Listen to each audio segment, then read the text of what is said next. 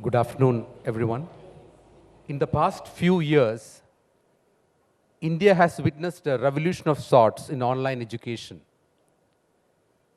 A KPMG and Google study done before the COVID-19 outbreak estimated that the online education market in India was set to grow to close to $2 billion with 9.6 million users by 2021. With the coronavirus-induced lockdown, we seem to have achieved that target in 2020 itself, besides heading for exponential expansion.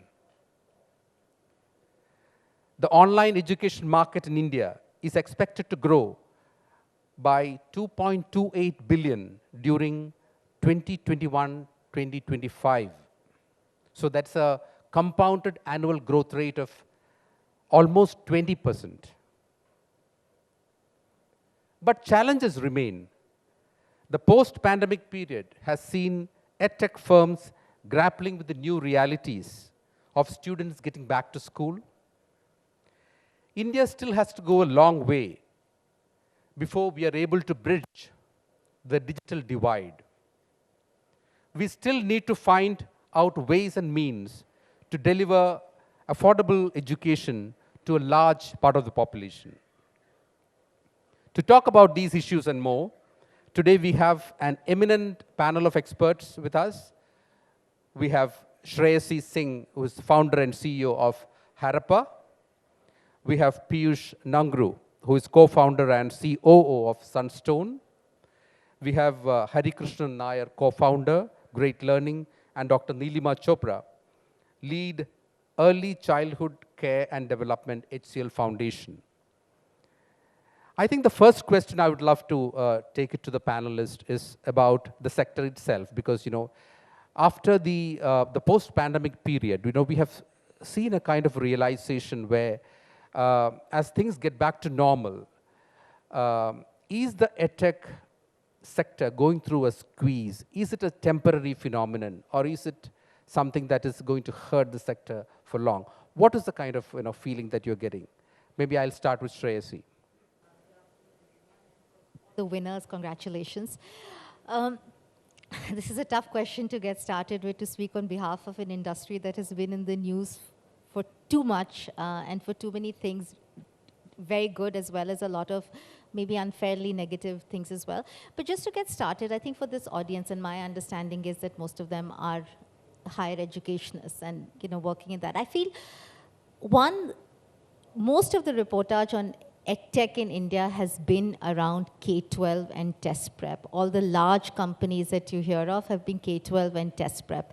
And they obviously had, especially in K-12, and I don't want to name some obvious names because everybody knows some of the companies that I'm referring to. Of course, in the absence of a physical school or a coaching center to go to for 2 years, to your question, no parent, no child had a choice but to go to an edtech. It was a sort of a strange, constrained environment. And now that you're talking about the squeeze that you talk about, that's not a sustainable situation. Those constraints don't remain. Schools have opened up, extracurricular activity centers have opened up, and many of us, I'm a parent as well, many of us have started to send or have been sending our children to school now or to even to colleges for the last several months. Yet, there are still many more students in schools and colleges who do some part of their learning online than on March 1st, 2020, before obviously Corona hit. So there has been net increase. There was an artificial spike that for 18 months, 100% of all kinds of learning, whether extracurricular, co-curricular, or academic curricular, was only online. Now, of course, some of that is going to shift back to the way it was, but net increase in number of online learners in schools are obviously much more. Now for Piyush, Hari and I, all three of us work in edtech firms or online learning firms that work with adults, or in Piyush's case, maybe with students, and he'll talk about, but for Hari and me, We work with professionals. Most 90% of Harappa's learners, and we're an online learning institution that focuses on cognitive, social, and behavior skills, are between 28 to 42-year-old. And I think that's a really important segment of online learning that I feel, all of us should talk about more, because I feel the true advantages, flexibility, expanse of courses, curriculum, and at different ages that you need to access curriculum, I think online learning is a great opportunity, and that has only increased many folds since before the pandemic. Piyush, what has been your experience in this? Thank you. I would like to say that the way pandemic sort of forced us to experience online learning, it also opened our horizons as to what it can achieve and what it cannot. So a lot of the things where we would not trust online learning early on before even trying it have now become routine, which is why a lot of, and even talking for the K-12 segment, a lot of the tuitions are now getting substituted as well. And my second point here would be that it depends a lot on the learner segment. While one can argue that in K-12 it was a substitute, whereas if we talk about professional learners, the ones who are doing their jobs, for them it was altogether a new segment which took off really, really well. And even the edtech companies were forced to innovate faster to cope up with the growth, and a lot more experiential learning came into focus, whether it be use of content which is more engaging, whether it be gamification, and that led to a higher adoption, and net where we have settled is definitely far higher and far more accelerated than it would have been otherwise. Right. Hari, in fact, your field of operation is focusing on professionals, giving training to professionals. So how has this, this phenomenon impacted you? Is the scope still alive for, your kind of course? Sure. First of all, good afternoon, everyone, and thanks for the invite, Arun. I think as we already spoken about, this question has to be answered differently for different segments. When it comes to professionals, for them, online learning continues to be the go-to option, because if you are working in a job, right, it is not possible for you to always go back to a physical institution and learn. So upskilling industry where, great learning is a part of, and so are many of others. We have definitely seen an upswing, a greater adoption because of pandemic. It got accelerated, and I don't think, at least for that segment, we are seeing any, any reduction in demand. That continues to be the case, because for that audience, online is the way to learn. I think what has happened in pandemic is that more and more professionals have realized that through online, you can actually access quality education, which earlier was not, or at least they did not believe so. Now, because of online or because of pandemic, they got an opportunity to experience high quality online learning, and that is what's actually driving the adoption up. Okay. So we have, thank you for that. We have an interesting perspective that will come from Dr. Neelima Chopra here, because she works in the field of education, the social sphere, being part of the HCL Foundation. So if you could throw some light on how technology can be leveraged or is being leveraged to reach education out to the underprivileged. Good afternoon, everyone. Is this working? Yeah. Good afternoon, everyone, and thank you for having me here. Yes, so I bring in the perspective from the social sector, the non-profits, and for young children and teachers who are working with these children who are from the underprivileged, marginalized communities. So when the pandemic happened, yes, there were quite a few challenges that the social sector faced in terms of providing access to the devices, to internet connectivity, reaching out to the remote and the rural areas and the underprivileged sections of the society. the non-profits, the social sector, they rose to this challenge, and I must say technology was very helpful in terms of providing, some sort of continuation of the education to these children.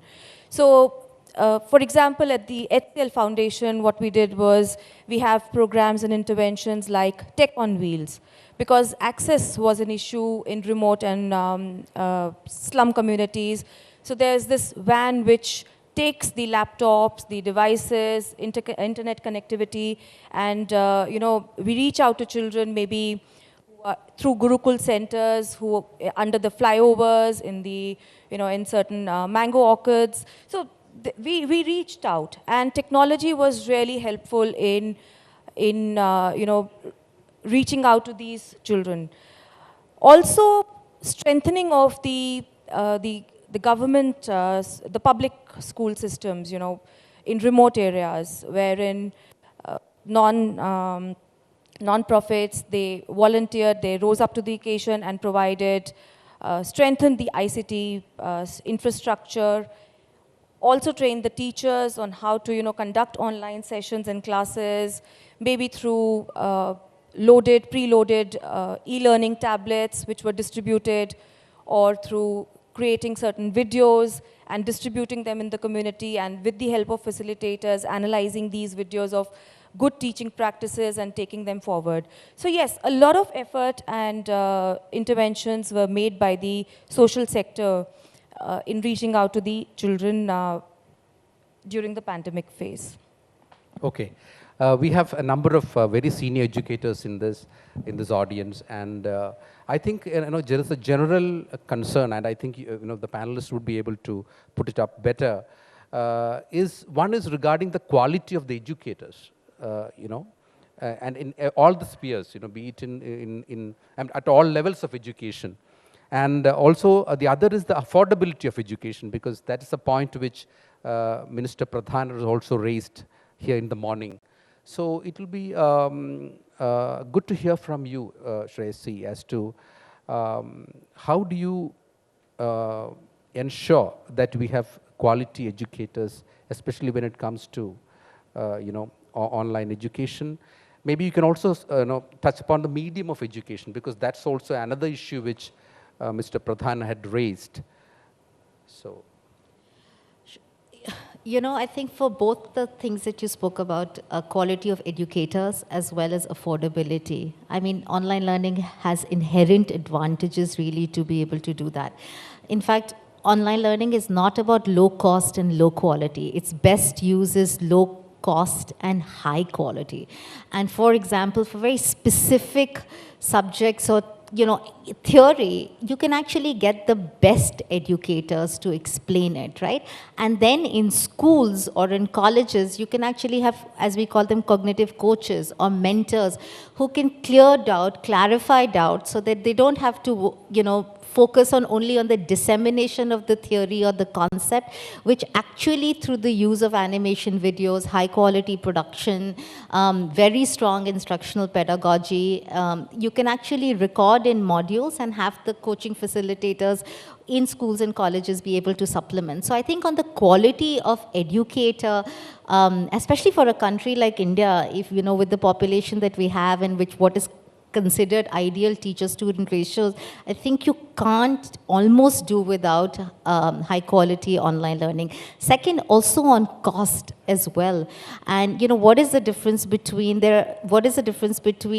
all of the costs that get added on a 1-year or even 2-year higher education program and that postgraduate level for a certain skill, with the opportunity cost of somebody having to leave their job, stay in another city, pay for everything, as opposed to be able to do it over an 18-month period, having kept their job, stay in their homes and things like that. So there are inherent high quality and affordability are really two of the, if online learning is not delivering that, then actually it's, all of us have failed. Now, when we say affordability, we don't mean free, right? And when we say affordability compared to other programs that are on offer. Not that it's free, not that it's for not-for-profit, and not that it's really for the last mile. I don't think any of us sitting here can pretend, or we are saying that, we are going to the last mile. We are in English language learning products, but is that also needed in India? So high quality and affordability are two of the biggest advantages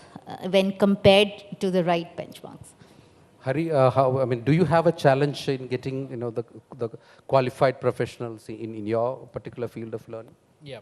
So, we are today seated here in an audience full of, fantastic educators from the country. And I'm sure, it'll be like me preaching to the choir here. But the fact is that, the biggest challenge in our education system today is that good faculty and good educators are scarce in number. And that is not going to change, right? We can't wish that away. What technology, let's call it online learning in this case, what online learning can do is increase the access to good faculty. So for example, in a brick and mortar institution, if a good faculty or a good educator has access to, or let's say 500 students have access to that good faculty, through online, can we take access to 5,000 students without compromising on the quality of education? So what Shreyanshi mentioned, so that's not just a fact of, it's not as simple as saying that, okay, let's do like a webinar with 5,000 students and one good faculty. It's a lot more than that. It goes into instructional design. It goes into identifying the pedagogical elements. It goes into identifying what parts of that learning process do you need that rockstar faculty for, and what else can be done by facilitators, right? And that's how you solve the problem, right? That's how you increase scale. And once you increase scale, the cost also comes down. It automatically becomes more affordable, right, for a larger audience. In our case, since you asked that question, so at Great Learning, all our courses are mostly towards careers and career-oriented, because it's all about upskilling. Working professionals are the ones who are coming in doing these courses. Let me take an example. One of our most subscribed courses is in data science, AI, and machine learning, right? We get about 10,000 learners globally who pay a significant sum to come and do this course. Now, if we go and search for, faculty who can teach 10,000 people data science, AI, and machine learning, the fact is such faculty in such numbers don't exist, right? So we have to figure another way of how do we deliver this, high quality learning experience. And the way we've done that is, of course, we work with some anchor faculty across top institutions globally, whether it be IITs or MIT and, UT Austin and so on. Now, they have helped us create the pedagogy, the curriculum, the assessment, so on, and there's a lot of content that they've created. Beyond that, we work with a lot of facilitators. So we work with close to about 5,000 facilitators who are all industry professionals who are working in those fields. So basically, industry professionals who are working in data science. We train them on what they are supposed to teach, basis the content, basis the pedagogy that's been laid out by these anchor faculty, right? And that's how delivery happens at scale, right? Otherwise, we would never be solving this problem, right? So I think it's always, we have to go deeper into the problem and break it down to smaller components, and then achieve scale. Okay. I just wanted to add one thing to what you're saying. And Meeta is here, and she's a faculty at Harappa. At Harappa, we actually work with practitioners, because for the kind of skills that we focus on, it's sort of the lived wisdom of practitioners on negotiation. You can be teaching writing as well, and maybe you don't want to do that full time, but can you do that 2 hours in a week or 3 hours in a week? And that really also helps the students. And given the talent needs that this country has, I think every bit of expertise and wisdom is what we need to channelize into our learning programs so that our graduates and learners can all benefit, right? Okay. Now, we'll have a couple of questions from the audience also, I think, because the topic is quite interesting. But before that, let me just ask Dr. Nilima as to what is the challenge she faces, because her audience, the consumers or the users are mostly the rural areas and across the country. And the medium has to be in the vernacular, and to get instructors in the vernacular, how challenging is it in your particular field of operations, and what you do to circumvent that?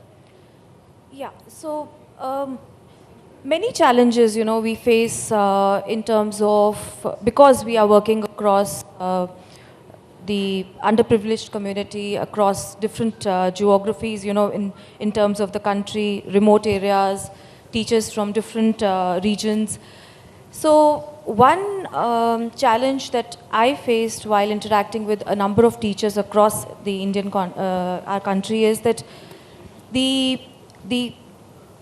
courses or the products or the edtech programs should be affordable technology. They should be simple, and also there was a lot of demand of getting the courses being in their native languages.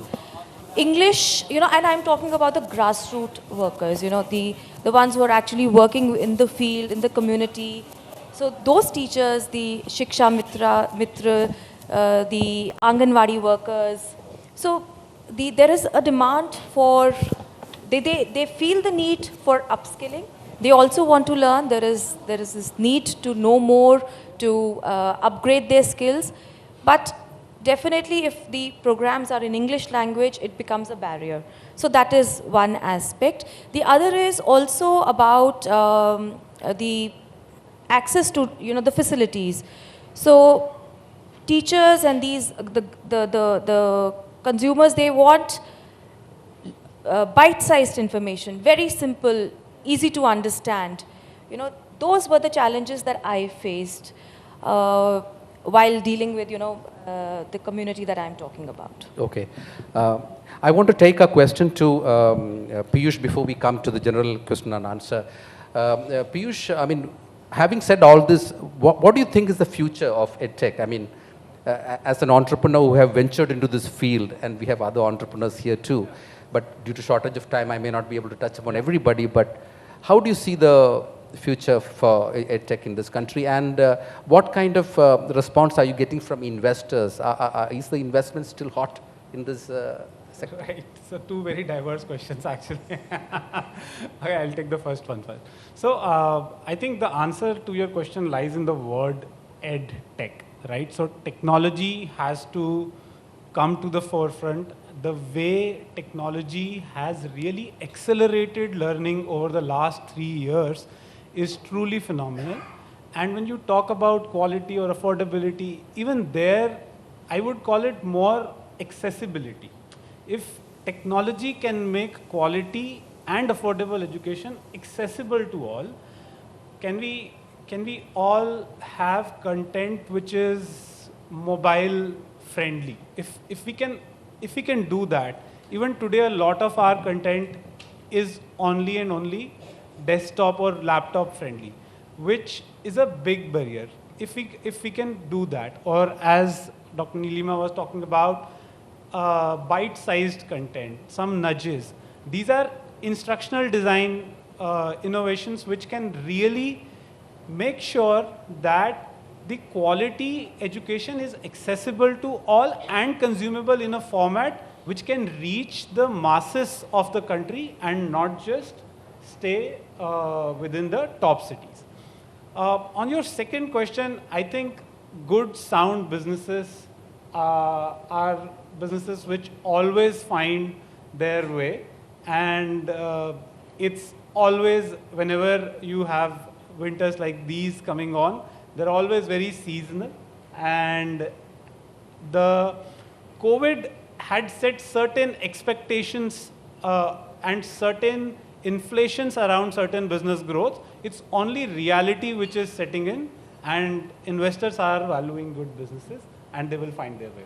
Okay, hopefully the deep winter will get over very soon. So can we have a couple of questions? Dr. Bharadwaj?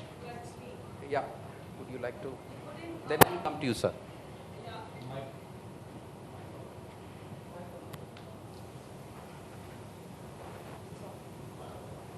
Hi, very good afternoon. Myself, Dr. Sanyogita Bharadwaj. Me personally is working on early childhood care education, and you put in a query about the availability of like faculty and the resource person itself. And I was not convinced positively with the reply of the panelist here itself, because I don't think we have any sort of crunch. Basically, we have to dig into deeper. This is my kind suggestion. We have to convert the progress card into the prestigious card in schools, whether it is colleges or any sort of organizations. And what else I can suggest you?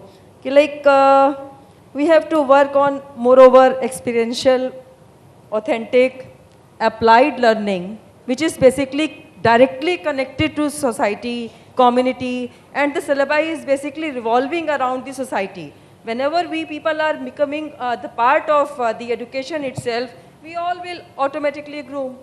So there is no crunch of intellect here in India. Positively, we know better. We just, again, I'm repeating the same statement of mine. We have to dig into the deeper. Okay. That's it. Point well taken. Thank you very much. Would one of you want to respond to that? So, yeah, we totally agree. I mean, there is no crunch of talent in our country, and we have excellent educators. And I must, appreciate the educators, because when the pandemic happened, we overnight had to transition from offline to online, and we had to, upgrade our skills. A lot of us struggled in the beginning, but we got the hold of it, and we started, mastering it. But at the same time, we also have to understand that offline and online teaching, they are not totally same. It's not, an online teaching is not a replication or a video recording of the offline teaching. There are more elements to it. How to make the class more interactive? What is the classroom management like? How am I making sure there is active learning in the classroom? Am I using the digital tools that are available to me, whether it is Mentimeter or polls? There's so many things that we can do. So those upgradation of skills definitely are required. And here I would also like to add, I like the point that you mentioned that a lot of edtechs, I wouldn't say edtech, but technology in education right now is focusing only on teaching subjects, I mean, I'm talking about the K to 12 kind of experience. But according to the, if we align ourselves to the national education policy, we are also looking at how to make future leaders, how to build social and emotional competencies of empathy, of compassion, or the constitutional values of respecting diversity. I would like to see more edtech, companies or edtech, the industry focusing on these skills also, rather than just focusing only on numeracy and language skills. So, that is my submission. Okay. We have a question there from... Yeah, I have one question, because I am in education for the last 26 years. I'm one of the founder director of Amity University, and then I opened my own business school known as HBS Noida, High Rank Business School Noida, for the last 20 years. So can you be a bit louder? Yeah. I'm Professor Rajesh Sahai. I'm teaching strategic management to students, and I'm chairman High Rank Business School Noida, HBS Noida. I have one question to ask that is related totally to regulation. You see, what has happened now, if you go to social sciences or humanities, the PhD degree is must, that is required. It is okay. But what has happened for professional qualification, a person, a teacher, a professor, with all due respect to professors sitting here, who have not seen the industry, how he can prepare the students for industry? And the PhD is mandatory. So how we can ask that you don't get PhD in data science now, you don't get PhD in business analytics, IoT, machine learning, or anything. I mean, whatever technology is coming. But here the regulation says you should have this number of PhDs. I should request the government, I should request the regulatory authority that at least this mandatory clause should be removed so far as professional programs are concerned. Because a teacher who have not seen the industry, how, suppose I am preparing a students for Toyota, employment in Toyota automobile engineer, and I have not seen myself the Toyota, the industry. How can I prepare the students for industry? Now we have to think about the colleges and schools, because we have 1,000+ universities, 55,000 colleges. We have to run them. I mean, this tech freak generation, this tech savvy generation, they don't want to learn in the classroom. They are, they are not motivated to learn because they want change and they want to learn fast. So how to address this problem? This is going to be a very big problem. That is why this online learning has come up. Why? Because there was a gap into teaching and learning. Sure. I think those on the panel would love to hear, had loved, hearing what you said. There's a response. Yeah, maybe a quick response and we'll split for. Completely agree with you. While I can't comment on behalf of the government or regulators, but of late, if you really see, there have been some landmark policy changes being brought in by the regulators, and one of them very specifically targeted around allowing more and more industry faculty. I think that ratio was very skewed earlier, and now it's some bit increased. So that is really a step in that direction. Plus, also completely echo your thoughts. That is where a lot of private universities and campuses are acknowledging the efforts of various edtech companies and ensuring that the students get that value and plug in those offerings into their campuses. Yeah, I'd like to second that. In fact, I agree with everything that you said. The fact is that more and more industry professionals need to come and start actively contributing to teaching the next generation. And we have to create a framework for that. So as Piyush mentioned, some of those recommendations in the guidelines, in the draft guidelines, all point to that, which is all a good step. Just one small point here. I think, when we talk about courses and learning paths, there are, at least this is my personal belief, I think there are certain aspects of that learning journey that are best taught by academicians, especially which are foundation building. And there are certain parts that are best taught by industry practitioners, which are obviously more oriented towards applications in the industry. Going to the same example that you quoted, sir, like data science, right? So when we talk of data science, it starts with statistics, right? Basic business statistics and mathematics, right? In our experience of doing data science courses for like 10 years now, what we've always realized is that academicians are best suited to teach that, because you have to take a learner from 0 to 1, and that basic foundational grounding has to be extremely strong. But on the other end of the spectrum in that same course is applied machine learning. Now, to teach applied machine learning, you yourself should have applied machine learning in the industry, right? Which is not an academic subject, it's an industry-oriented subject. Right. Right, and that's the mix. Yeah. Shreyasri, final word from you and we'll wind up. No, I mean, no point in repeating whatever you absolutely agree, and you're right that is the gap that we can fill. And on some things, and it's okay, and it's not a binary in India, I don't think we can afford to, for education, especially for well-intentioned educators, whether tech first, offline first, or new. The fact is we have to work together, and on some things industry will lead, on other things online learning companies will lead, and on something formal education will lead, and I think all three need to come together. So I don't think this is a competition, and absolutely agree. And there is the power of lived wisdom, as we say, about having done something, as Professor was saying, and for that to be done. And I think we need a each one kind of framework to what Hari was saying, so that each of us is able to give back in some way, whatever it is that we acquire. So I think early days for online learning, no sunset, no winter. I think things will, these are the seasons of, tides of season that will happen. But I think online learning is in a much better place and has a much more promising future that it did. We're not perfect, and I think we know that. And, I think all of us commit to do better, and we're also educators at heart. And I think I want to assure everyone of that.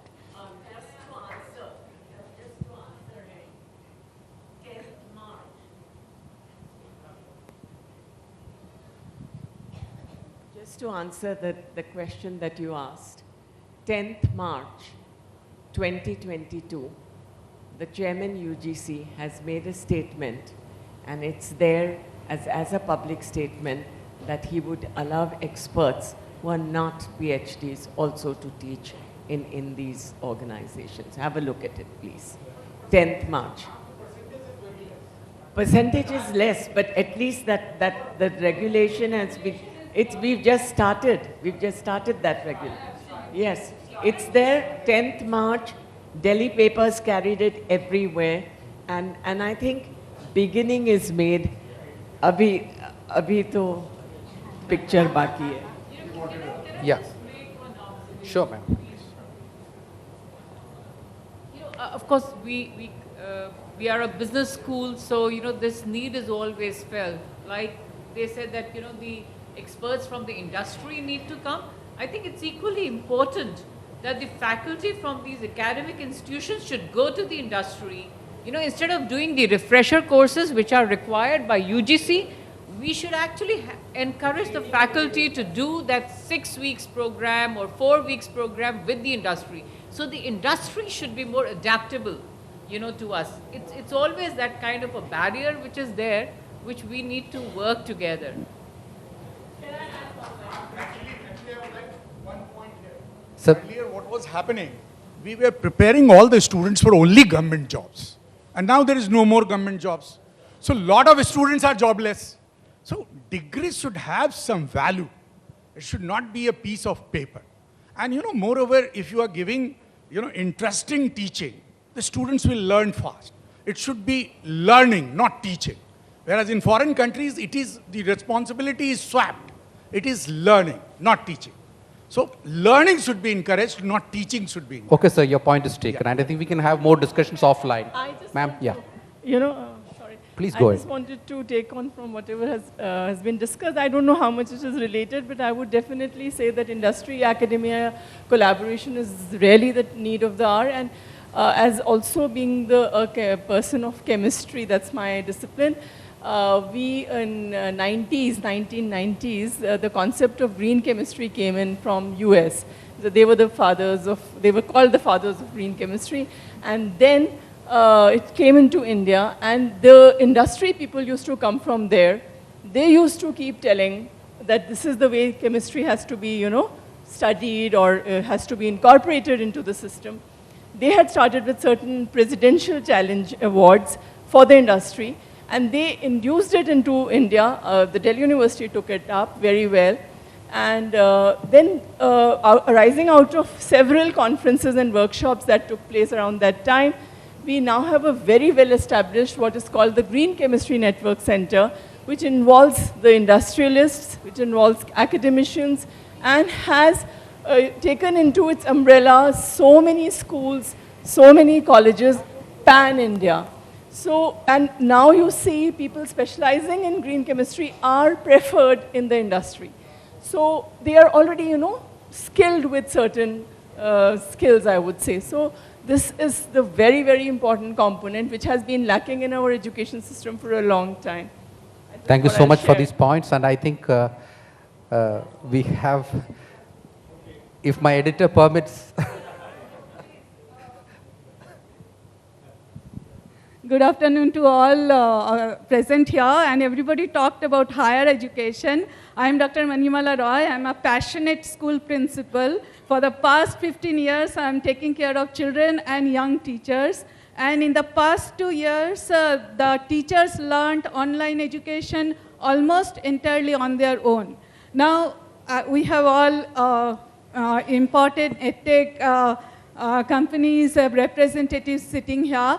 I have one request to you, that you will keep in mind that schools will be there, because children do not come to school to learn text. They come to school to learn social skills. So if you think online education will replace school education, that will be not to the benefit of the society. But at the same time, the teachers who passed out, say, B.Ed colleges long back, and they are grappling with various issues, how to handle the technology, because we are into this fourth industrial revolution, and we are talking so much about data science, AI, IoT, and everything. So for my school, I'll say in bits and pieces, we take training and workshops wherever we get a chance to, but that is not sufficient. Like a teacher abruptly searching for data science courses and upgrading herself.